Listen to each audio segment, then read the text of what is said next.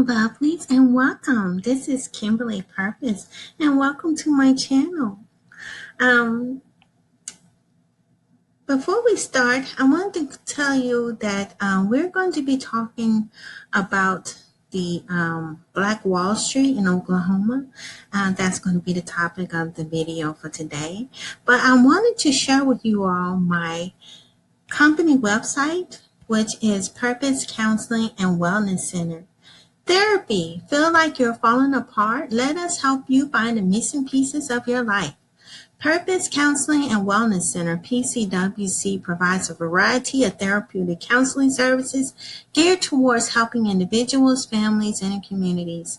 Our goal is to assist individuals holistically through their transpersonal counseling psychological services. And we are here on Psychology Today, and we provide a sliding scale, and we also provide telehealth services via internet, online, and we're HIPAA compliant, and also over the phone. So come and check us out today. Thank you. So let's go on and get started, you guys. I found a scholarly journal article that I wanted to share with you all. This article was really, really interesting. I wanted to share with you all about Black Wall Street. It talks about the Black towns that was in Creek Nation, and around, it was right after the Trail of Tears. And this article, I didn't purchase it yet. I may do it later on, but it's $14. It's had a lot of wealth of information, and I'm very curious to learn more because I started reading it, and I really do want to get it. But I just wanted to share this article with you all at the introduction part. I'm not sure how many pages it is. It says it's from 492 to 516, so it's almost 20 pages long, probably about 18 roughly, give and take, pages in this Scarlet Journal article. And this comes from JSTOR. It says the University of Chicago Press Journals, and it's from the Journal of African American History.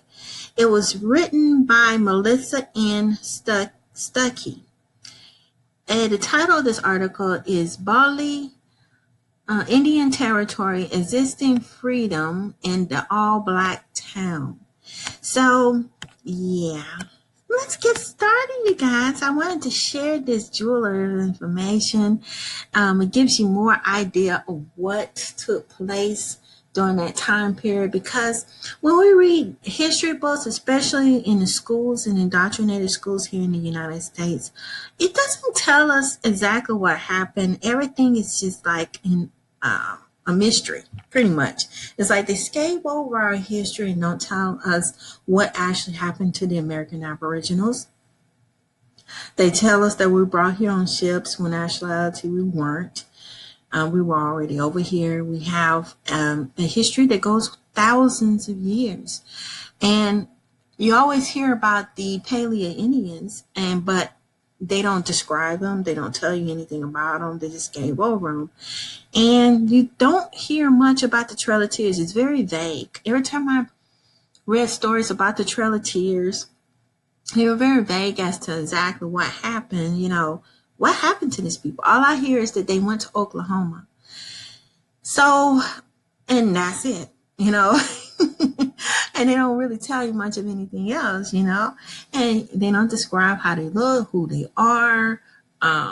They really don't. And then you get different books, you get different stories from different sources. It's like, that's why it's good to read scholarly journal research articles that's been thoroughly researched by universities, and it's best to get research from that time period. Sometimes you get more detailed information, and sometimes even prior to that time period, as opposed to during the period, like I said, during the Jim Crow times and during the slavery period. A lot of stuff has been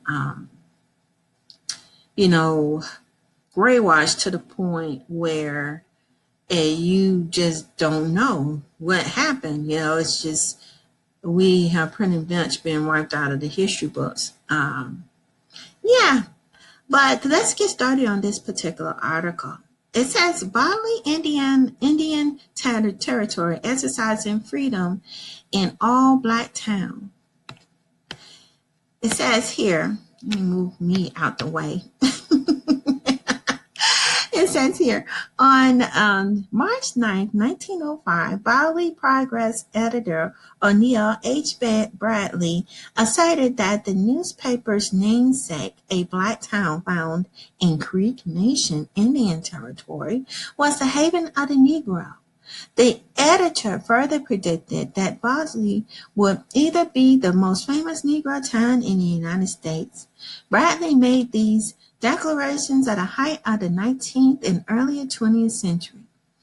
Black Town movement within the United States. He wrote on the movement ideology and the geographical epicenter between 1891 and 1907. More than 24 black towns were established in Indian Territory, and another dozen were established in the neighboring Oklahoma Territory.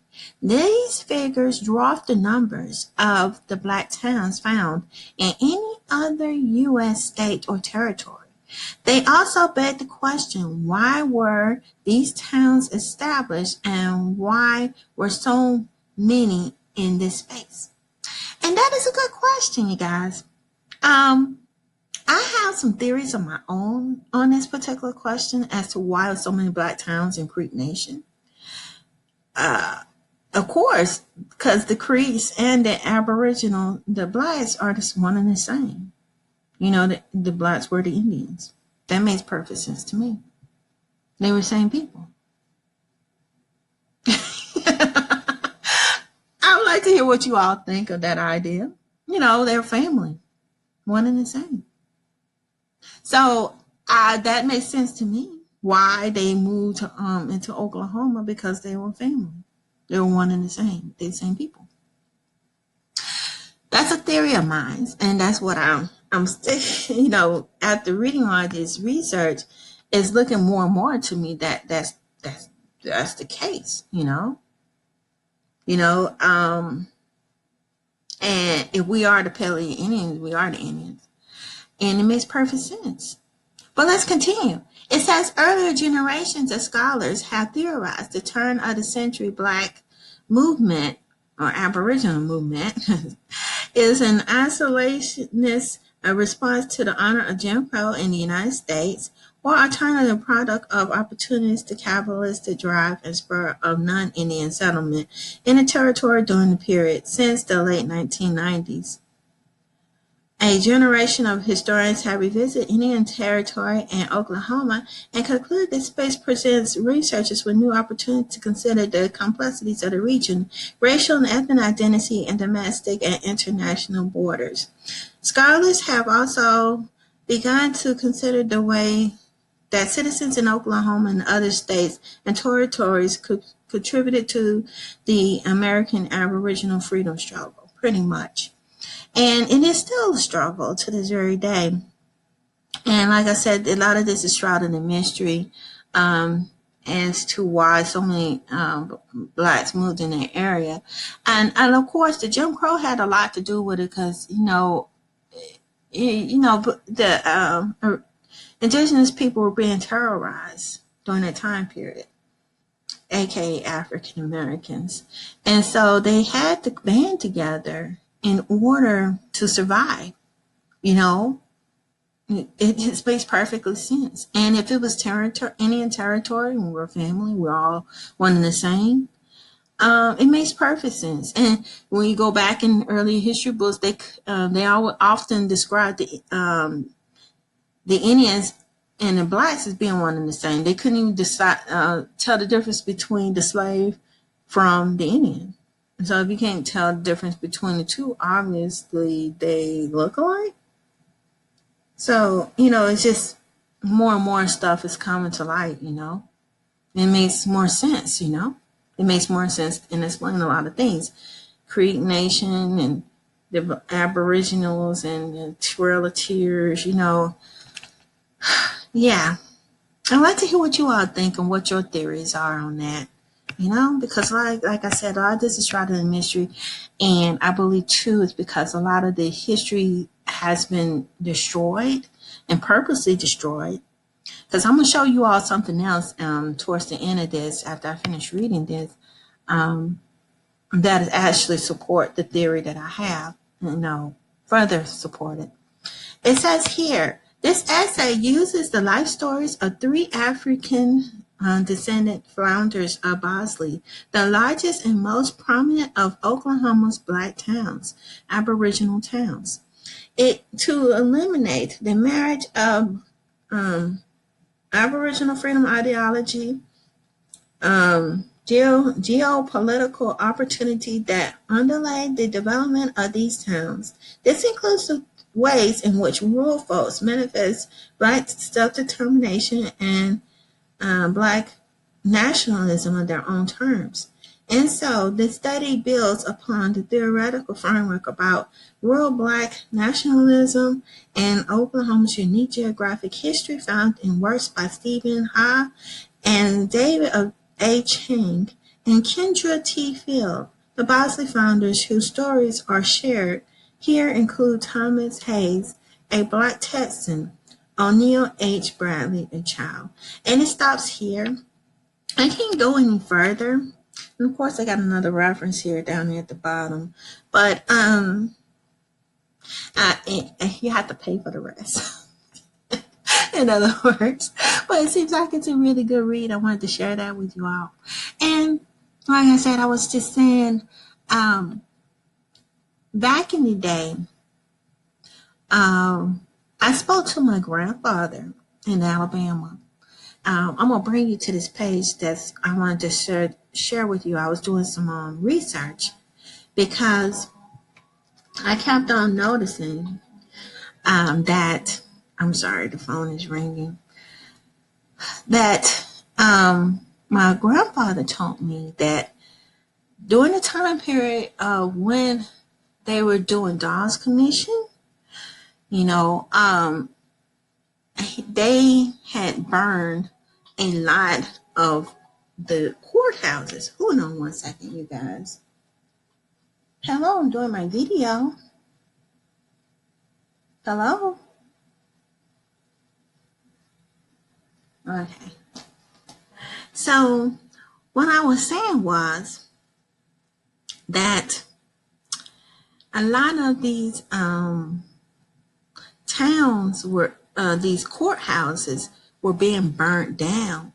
And when I watched Dan Calloway's video, he was talking about how a lot of stuff was, court records were being destroyed and everything. My grandfather mentioned it too, when, because a lot of his birth certificates he said they were burned down in the courthouses. And I just find it ironic that certain time periods there were more fires, more destruction than usual.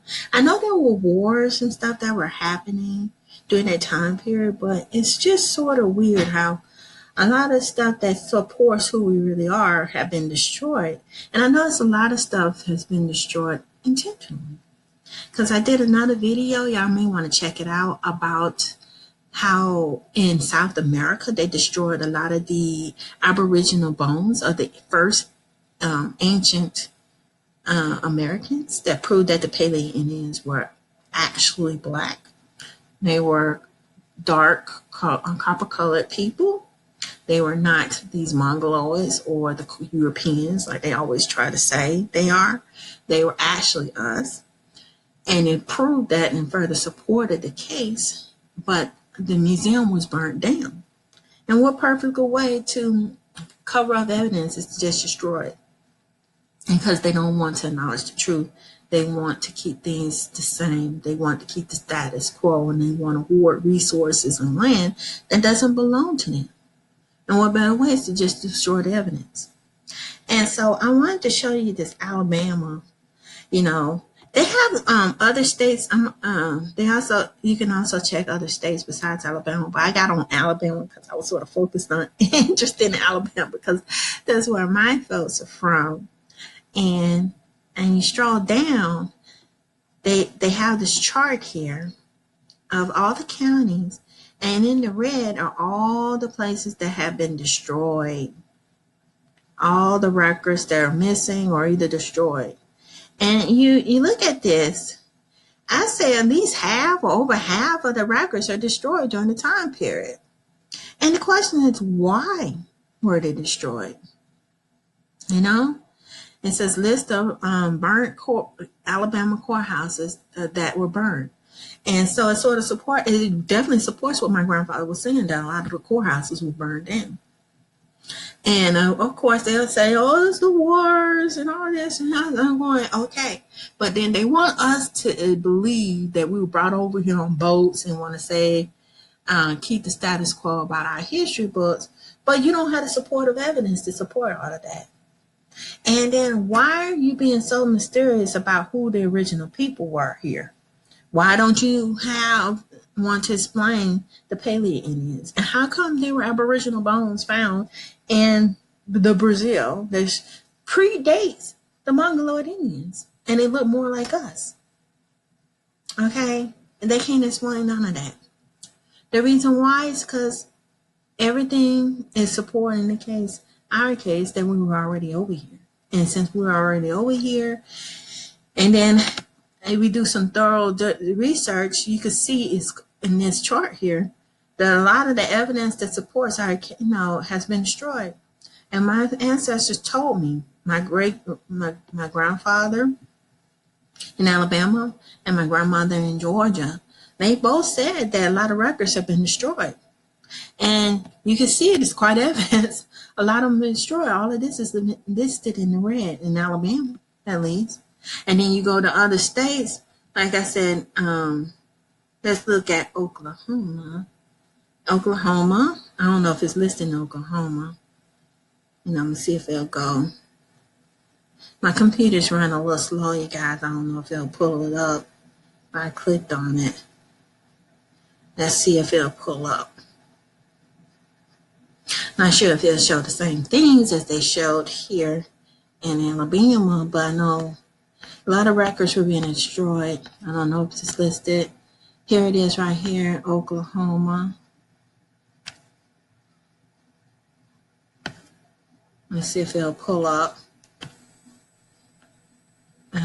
Here's a list of the Oklahoma counties. But you all can check them out. I know in Alabama there were a lot of records destroyed. So many is ridiculous.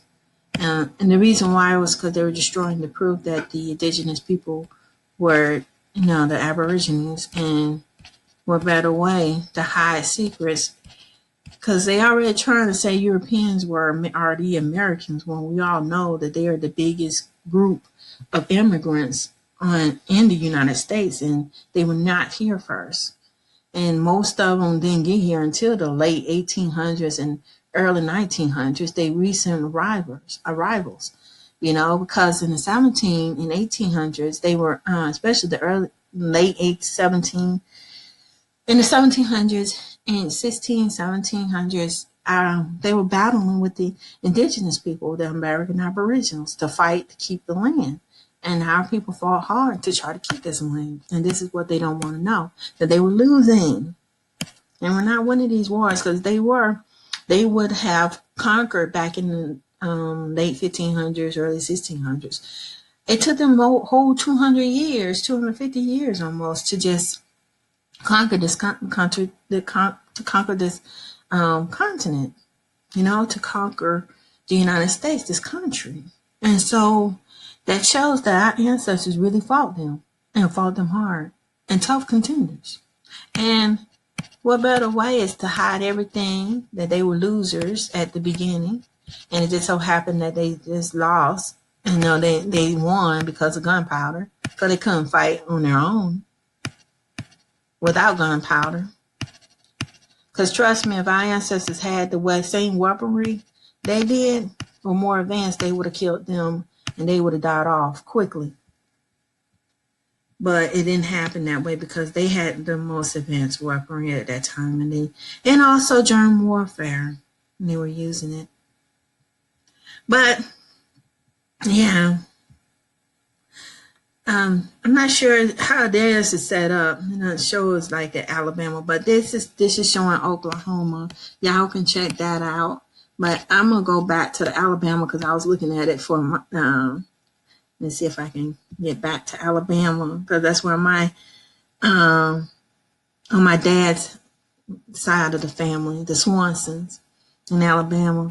I was looking it up to try to get a better understanding, and I'm just looking at these records here. It supports my grandfather's theory, and I'm going, if we do, there's probably a correlation between these fires and destruction of records, and also what's going on with Dawes Commission. It's definitely a correlation. And more and more I dig and read and look at things, I see that there's a strong correlation between the destruction of records and Dawes Commission. You notice that more and more records are lost. Just so happen to be disappeared, and then they say, "Oh, you were property, so there's no records." But who's to say we were property in the first place? Okay, who's to say that we already had land and these treaties that were broken? That's why I'm saying we need to be looking at our indigenous heritage, because this is about stolen legacy, you guys. It's much deeper than just, we were slaves. It's much deeper than that. Stolen legacy. It's about resources and power, and that's what all of this is all about. And that's what Jim Crow was about. That's what Dawes Commission was about. It's stealing legacies from the indigenous people, and how the Greys are trying to keep it for themselves, and how they use the history book. His story is his story, the Caucasians' story. They are writing the narrative. Now it's time for us to write ours. Our story. Our story. Okay? Just something to think about. Just something to think about.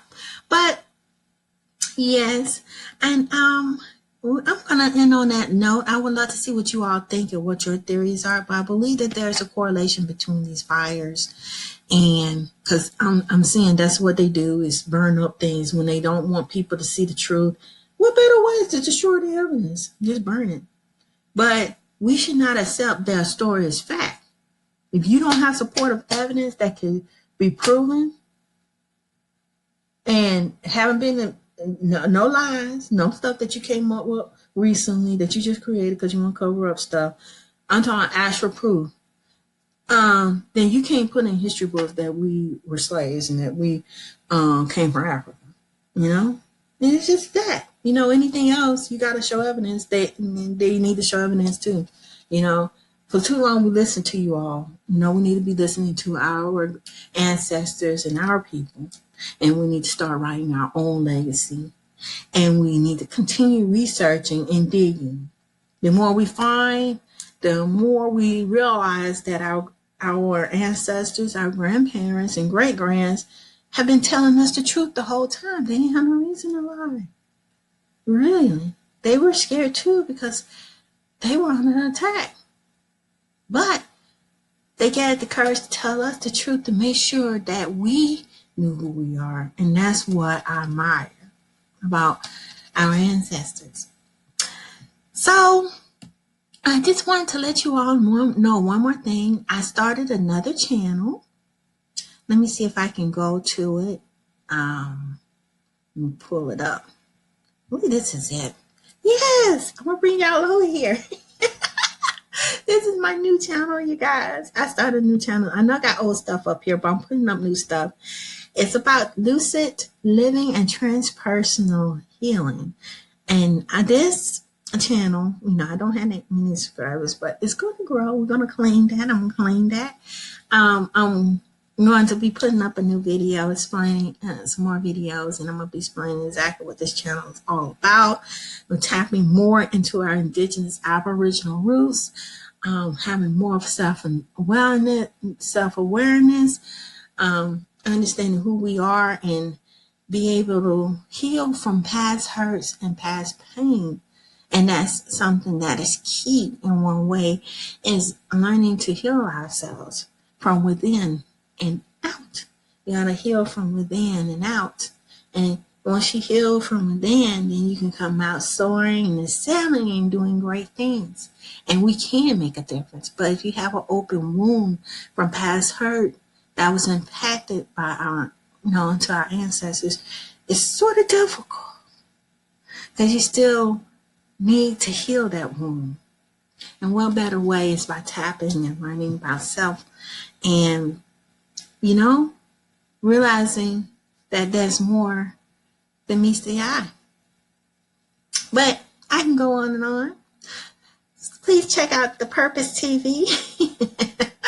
I'm trying to grow this channel and get this one going as well. And I explain more in detail on this channel. You can check it out. And I also have the Psychology Essence channel. Let me see if I can pull that up. Let me see if I can go to my home page. I could probably pull it up better from my channel. And of course, I'm going to bring y'all back to my channel. I'm going to bring you over here. This is the Love, Life, Purpose, and Identity. Y'all are already over here. But here's the Psychology Essence channel. I'll make sure I try to put a link to all my new channels. The main ones, of course. This is Psychology Essence for those of y'all who are interested in learning more about psychology and mental health. This is the place to come to. I'm going to be putting more videos up about that. I'm going to start a series talking about the career in psychology and mental health, what you can do in the field. And also later on, I'll be going more into therapeutic techniques and how to, different theories and techniques and therapy treatments and stuff that's out there. And and I'll also touch on, as I further expand this channel, more about more from a American Aboriginal standpoint, because I know there's a lot of mental health things dealing with psychology and mental health is more geared towards Europeans, Caucasians, but I sort of started off with that because I was just starting this channel when I was, started the doctoral program, but I'm going to further expand upon it and have it more inclusive about us as Aboriginals, American Aborigines, and the melanated race globally too, because I feel like that's missing in the mental health field as well, and it's so needed. But I'm just gradually growing. I'm getting to that point, but right now I'm just growing this channel as well, so y'all may want to check it out. So far I got 61 subscribers, but hopefully I get this one growing as well. So that is it